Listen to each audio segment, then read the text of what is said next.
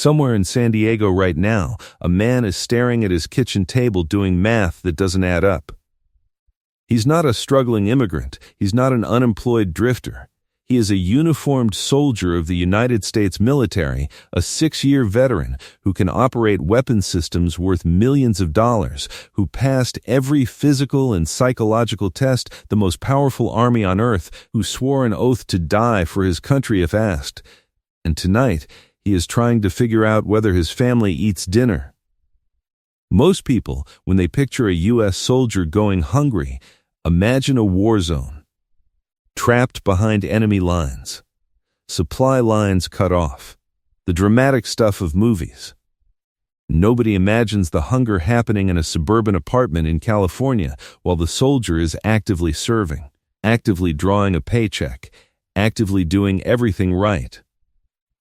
But that is exactly what is happening. And the number attached to it will genuinely shock you. 34%. Not 3.4%. Not a rounding error. 34% more than 1 in 3 of America's entire military backbone is currently facing what government documents coldly call food insecurity, which is bureaucratic language for they are going hungry. Here's what makes this impossible to dismiss and impossible to look away from. Every single fact you are about to hear was uncovered, not by foreign spies, not by rival governments, not by journalists with an agenda. It was documented, compiled, and published by the United States government itself. The GAO, the USTA, the DoD, the RAND Corporation. Americans investigating Americans. Officials writing reports that their own bosses would rather you never read. They knew, they measured it, they filed it, and almost nothing changed. So let's open those files together and follow one soldier as the system he serves slowly, methodically, and legally takes him apart. Meet Sergeant Martinez. His name has been changed, but everything else about him is real because he is not one person. He is 628,646 people currently wearing a U.S. uniform, all living variations of the same story. He is 28 years old. 8 years ago, he walked into a recruiting office, signed his name, and gave his life to the United States military. He worked his way up not quickly, not easily to E5, staff sergeant level. 6 years of service. Deployments, evaluations, the grinding daily discipline of military life. He married. He has a 2-year-old daughter. He was assigned to San Diego Naval Base, one of the crown jewels of American military power, home port of the Pacific Fleet. Now here is where the story takes its first unexpected turn. On paper, Sergeant Martinez is not poor, not even close. His total monthly compensation-based pay plus food allowance plus housing allowance comes out to $8,403 a month. That is over $100,000 a year. The average American worker earns $280 a week. Martinez earns nearly double that. By any conventional measure, he should be comfortable, secure, maybe even saving money. He should be fine. He is not fine. And the reason why the mechanism by which a $100,000 salary becomes a hunger crisis is one of the most quietly devastating stories hiding in plain sight in modern America.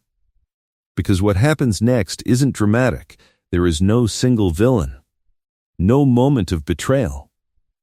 Just a series of ordinary expenses, each one reasonable sounding in isolation, that together form a trap with no exit. Let's watch it close around him.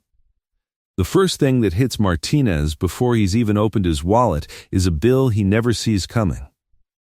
Taxes. Yes, American soldiers pay taxes on their military income. The exemptions exist, the rates aren't punishing, but after federal income tax, Social Security, Medicare, and California state tax, combined $506 vanishes from his paycheck before he touches it. Mandatory life insurance and pension contributions swallow another $260. $8,403 becomes $7,630. Still comfortable, right? Still over $7,000 a month. Still feels like there should be plenty of room. Hold that thought. Because what comes next is where the trap begins to reveal itself, and it starts with a secret about San Diego that the U.S. Navy's recruitment materials will never, ever mention. San Diego is not just expensive. It is, by virtually every financial measure that matters to an enlisted soldier, the single most hostile city in America to live in on a military salary. Think about what San Diego represents militarily. It is the Pacific Fleet's home port. It is where aircraft carriers return after deployment, undergo maintenance, reload, and go back out. It is where Navy careers are made. For most sailors, especially carrier sailors, assignment to San Diego isn't optional. It is inevitable. It will happen at least once, possibly multiple times, for stretches of a year or 2 or 3. And it is a city that will drain Sergeant Martinez of almost everything he earns. He needs a home. He has a wife, and a toddler barracks are not an option. Simple enough.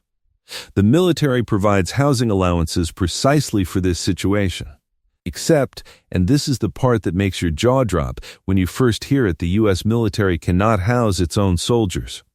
Across the entire U.S. military, there are roughly 250 to 300,000 barracks beds. Family housing units on base? Another 200,000.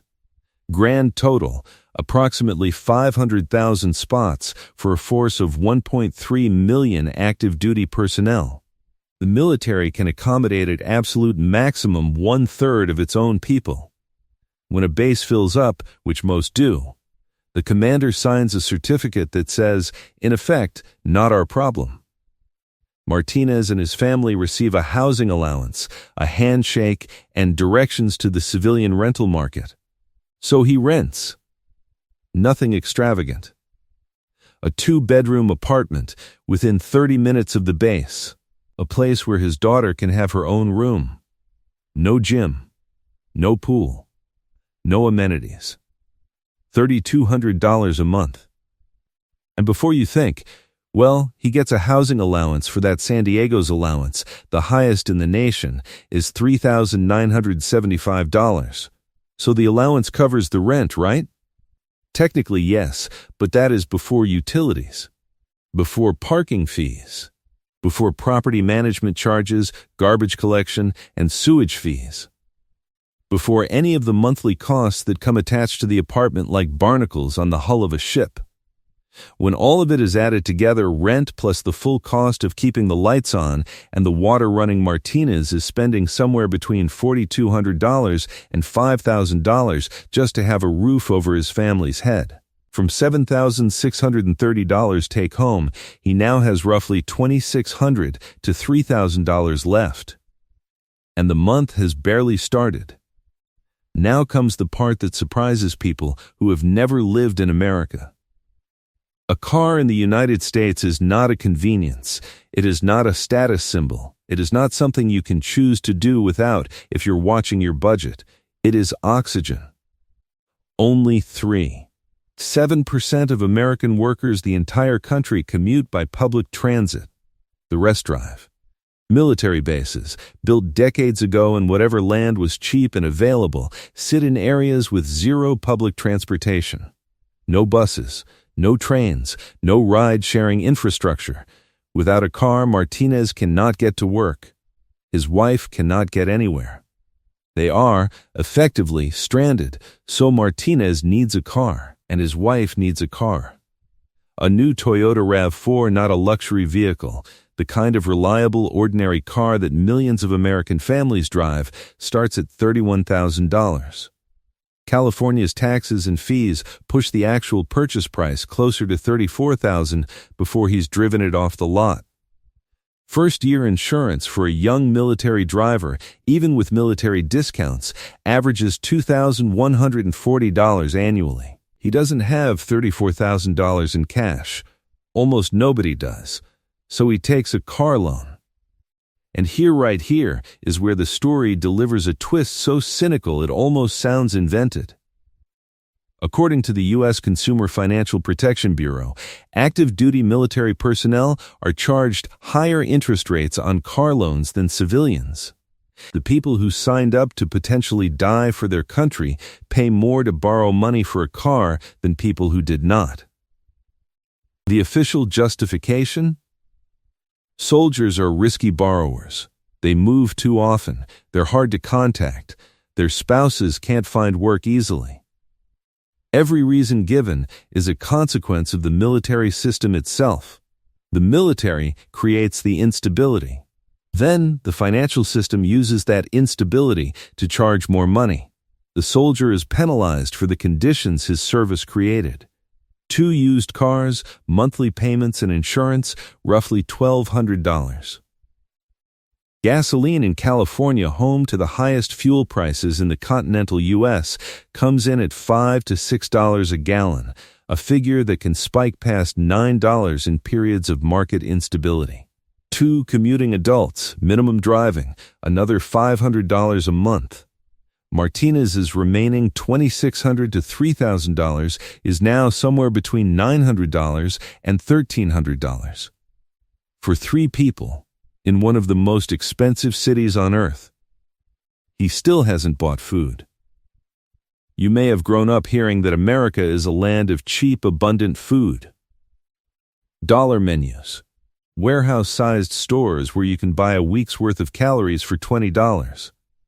That image existed once, in fragments, in certain places.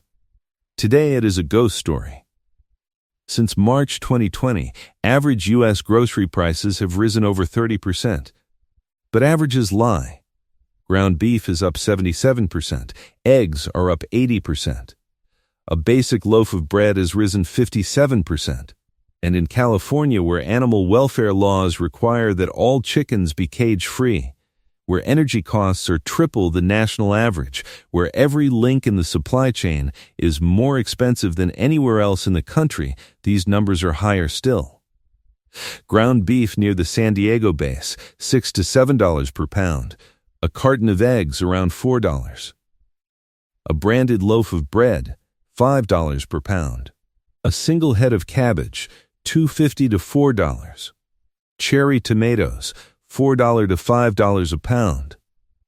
A basic homemade salad greens, a tomato, a cucumber, a splash of dressing costs $3 to $5 and feeds one person once. Martinez's 90-minute lunch break the maximum on a good day. And many days the breaks are far shorter, doesn't allow him to drive home, cook, and return. So lunch is either skipped or purchased outside the base. A small avocado toast at a local cafe near the naval port, $8.50. A coffee, $5.50. A dessert, $17. If he wants to eat during the workday, he pays. If he can't afford to pay, he doesn't eat. He is a heavy physical laborer. His body requires fuel the way a military vehicle requires fuel. This is not a lifestyle choice. This is a biological requirement. And now, for the first time, you begin to understand why that questionnaire, the one the USTA administered inside military bases, asking soldiers whether their family had run out of food in the last 30 days and had no money to buy more, came back the way it did. 34% said yes. At this point, the obvious question surfaces. The question everyone asks. The question that feels like it should solve everything. Can't his wife just get a job? The answer is the most brutal revelation in this entire story.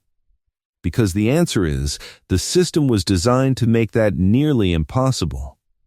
Military spouses face an unemployment rate of 20%, 4 to 5 times the national average. This is not laziness. It is not lack of qualification. It is geometry. Military bases sit in remote areas with thin job markets. Local employers won't hire someone who will relocate in 2 years because the military moves families every 24 to 36 months, without exception. A nurse who follows her husband from Texas to California must retake her entire licensing examination from scratch because professional licenses don't transfer across state lines. A teacher. an engineer, an accountant, all of them credential reset, knowledge intact, legally unqualified in the new state. The Department of Defense, aware of this problem, launched a program with great fanfare, the Military Spouse Employment Partnership, connecting over 950 companies committed to hiring military spouses as a priority. Open the list. Read the job titles. Amazon warehouse picker, Walmart cashier. And even that path closes when children are involved, because duty subsidized childcare centers, the ones that would make it possible for a spouse to work, have wait lists stretching into the thousands. A Rand Corporation report quotes a base administrator directly. We have a 9,000-person wait list for childcare services. So, no childcare means the spouse stays home. Finding childcare takes 6 months to a year. Job hunting after that takes another 5 months. By the time the spouse has a paycheck, 18 months have evaporated. And the next transfer orders are already printing somewhere. The system built a single-income household. The system then priced everything around a dual-income household. The family is caught between both, belonging to neither. There is one last exit. If the bills outside are too crushing, go back to the base. Live in the barracks. Free housing, zero rent. Let's look at what free looks like. A Government Accountability Office Report Document 23-105797, September 2023, contains photographs from inside U.S. military barracks, floors covered in sewage overflow, ceilings growing thick black mold, not a patch here and there. Colonies, the kind that spreads while you sleep. The Marine Corps Times investigated a large base north of San Diego. What their reporters found inside: rats living alongside Marines in the barracks rooms, collapsed ceiling sections, an entire bank of washing machines broken, rusting, unrepaired, storage lockers tagged with graffiti put there not by the soldiers, but by the homeless people and undocumented immigrants who had been walking in off the street and sleeping in the empty rooms. Because the door locks were broken. Broken for years. Never fixed. Nobody sent a maintenance crew. Nobody filed an urgent repair order. The locks simply sat broken while strangers wandered in and out of the building where America's soldiers slept.